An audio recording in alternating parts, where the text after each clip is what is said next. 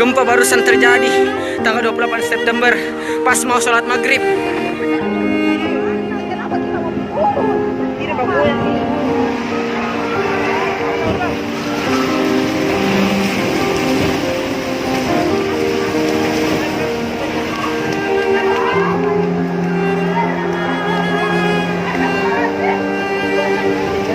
Kelurahan Petobo menghilang bak ditelan bumi.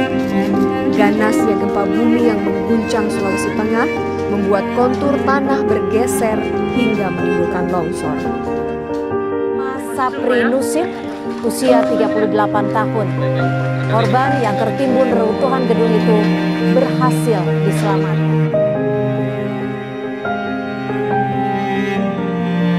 Secara kemarin saya sudah umumkan kepada jajaran pemerintah Kota Banda Aceh, kepada masyarakat Kota Banda Aceh untuk memberikan perhatian kepada Palu.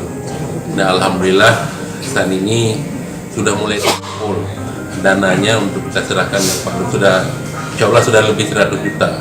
Ya, ini terus bertambah setelah lancar nanti transportasi ke sana dan dananya sudah berkumpul yang lebih banyak. Ini kita akan antarkan ke sana untuk membantu mengurangi beban daripada mereka. Juga Bapak Ibu kami hormati dan kami muliakan kepada saudara-saudara kita semuslim yang tertimpa musibah di Palu. Mari sama-sama kita hadiahkan Ummul Al-Quran Al-Fatihah.